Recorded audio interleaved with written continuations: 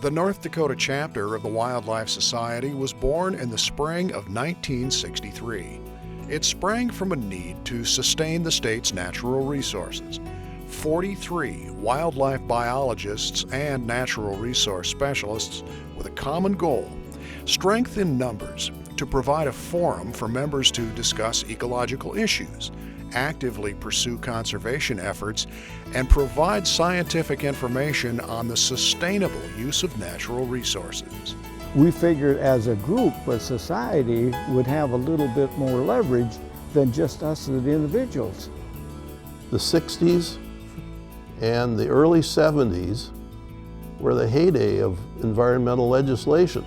There was, the Clean Air Act, the Clean Water Act, the Wilderness Act, the National Environmental Policy Act, the Endangered Species Act were all enacted in about a 10-year period. You have more of an opportunity to share information, share data, share resources, share a workload. So again, the chapter just provides a stronger wildlife management product.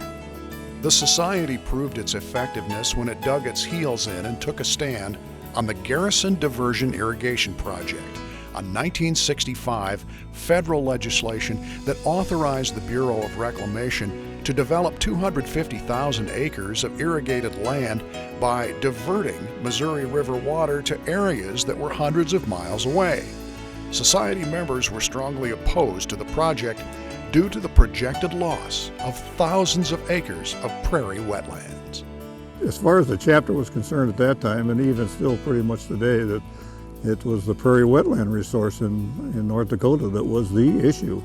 A lot more of our land would have been drained. The refuges would have suffered.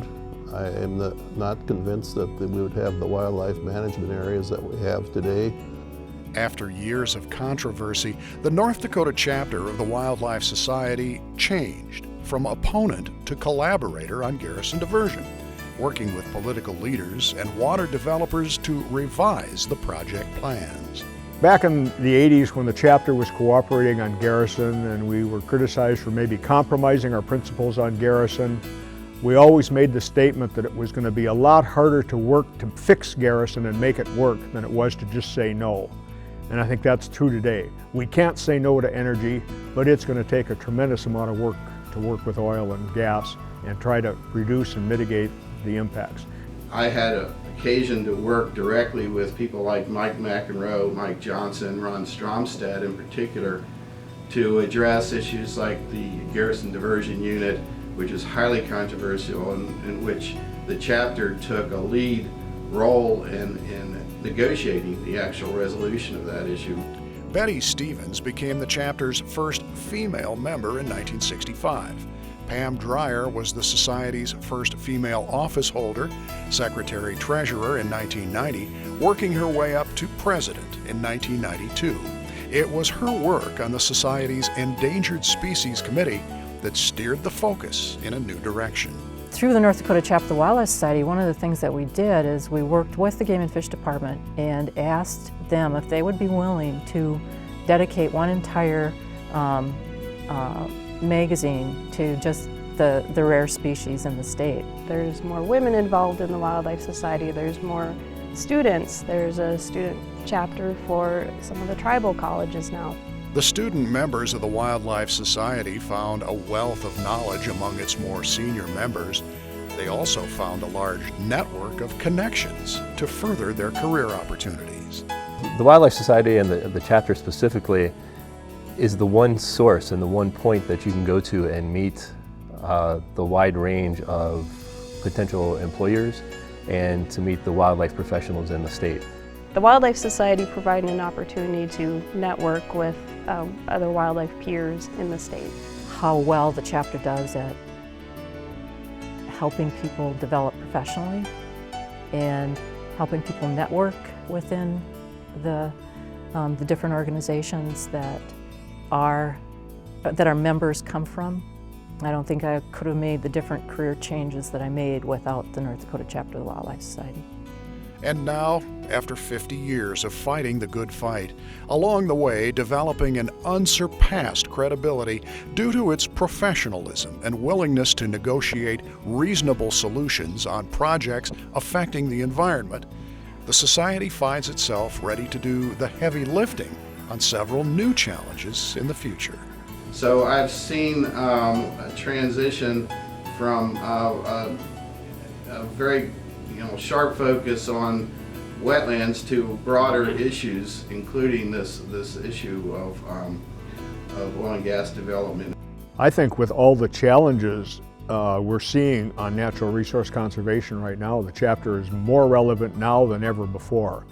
We've got land use issues, we've got farm bill issues, oil and gas issues, Missouri River management issues.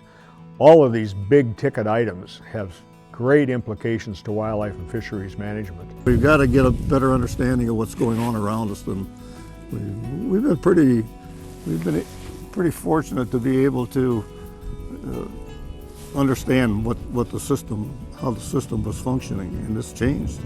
And I don't think we understand it entirely yet. In summary, the North Dakota chapter of the Wildlife Society has been successful in many of its battles over the years because of its members. Men and women who were committed to a common purpose. They were willing to stick their neck out, to risk their very livelihood, to stand behind their passion for North Dakota's environment. In the past, people did put their jobs on the line, and that's something that a lot of us younger generation, we admire, and we want to also follow their lead.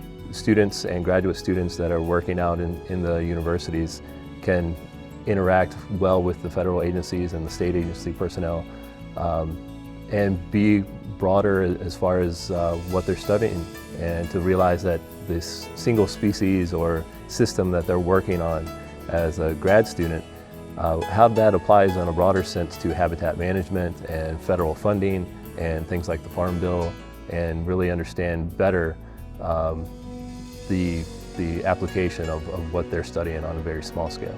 The chapter is able to provide data and science into legislative issues that isn't available from the general public or maybe the agricultural public or the non-hunting public. So we're able to provide a sound data basis in our testimony, hopefully that the legislature can use to pass better laws. I have a lot of fond memories of working with the North Dakota chapter. It was evident early on that this was one of the very most active and dedicated chapters within the entire society.